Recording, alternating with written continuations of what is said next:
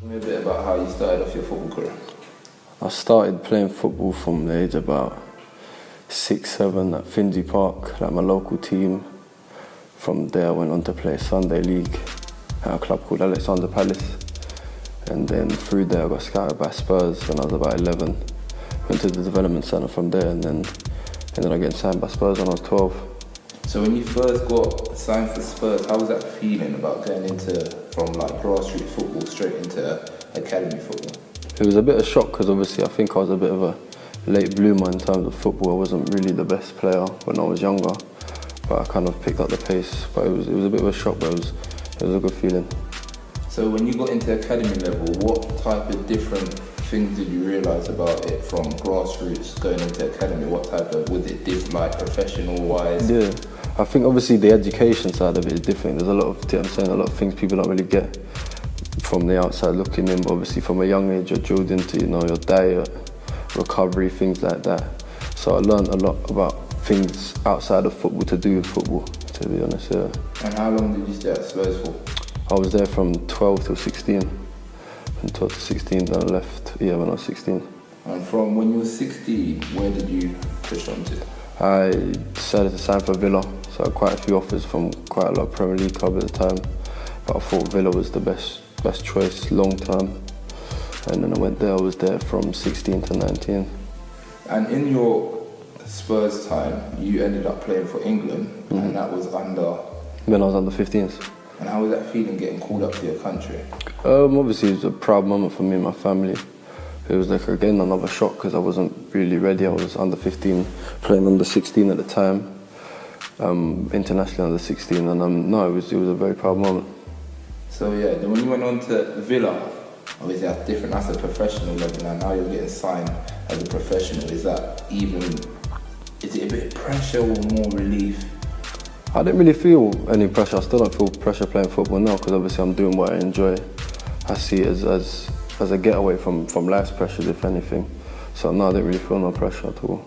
So was it loads of relief thinking, yes, I signed my first pro? Yeah, of course. It was, again, another proud moment in my career, and it was a moment I've been waiting for a long time, so yeah. And how was the feeling of you having to move away from home? Because obviously psychologically that's quite hard for a young footballer at the age of 16 having to move away from home. I think obviously I would say that's what took me from a boy to a man quite quick, because I'm having to fend for myself. I went to a club where I didn't know anyone before I signed there, so I had to kind of make new friendships, obviously different changing culture, living in a different city and things like that, but it was a good challenge, one I enjoyed. So when you started off as well, was you always a defender or did you play a different position? When I was playing Sunday League, I was a striker. But obviously as soon as I signed for Spurs, they kind of saw me as a defender or defensive midfielder. And obviously you've got a younger brother who's also still at Tottenham himself. Yeah. How does that help you? Does that motivate you a bit more that your brother's in football, you're in football, and do you push each other in that way? So do you motivate each other or do you compare each other in your football? I think obviously there's, you know what I'm saying, I would like him to go on and to do better than I've done, of course, at Spurs this year is doing so, and I think obviously we look to each other and speak a lot, you know what I'm saying, things football related and non-football related, but it is kind of healthy to have that in the family and someone I've already been through that kind of the steps that he's going through now, so I kind of advise him on how the way, do you know what I mean, to go about things. Yeah, so from Villa you went on to, was it Bristol City? Bristol City, yeah. And then from Bristol City, where did you go on to non-league? Aldershot, yeah. And how was that experience? So that's your first taste of non-league football. Yeah. And obviously you're used to academy football, professional under-23s football, and then going on to non-league men's football, which is first team, and you have the quality of players that can play professional football. How was that for you? It was good because obviously at Aldershot there's a lot of players which have kind of played in the league.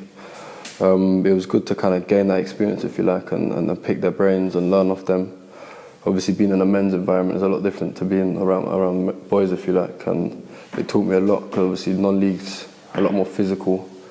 3 points are obviously important as players defending for, do you know what I mean, their careers and things like that, so it taught me a lot, to be fair.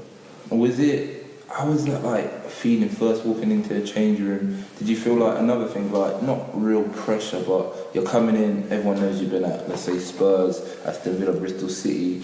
Are the boys in the change room looking at you like, expecting a certain standard from you because you have been at a professional club, or are they coming in and saying, just make sure you come in and do your job type of thing? I think my first day at Aldershot was it wasn't a training session. I went and played in the game, a pre-season game for them. So I kind of done well in the game, and I kind of already proved myself, if you like, and I think earned a bit of respect from the boys through doing well in the game. So there wasn't much pressure when it came to kind of get into the change room and that.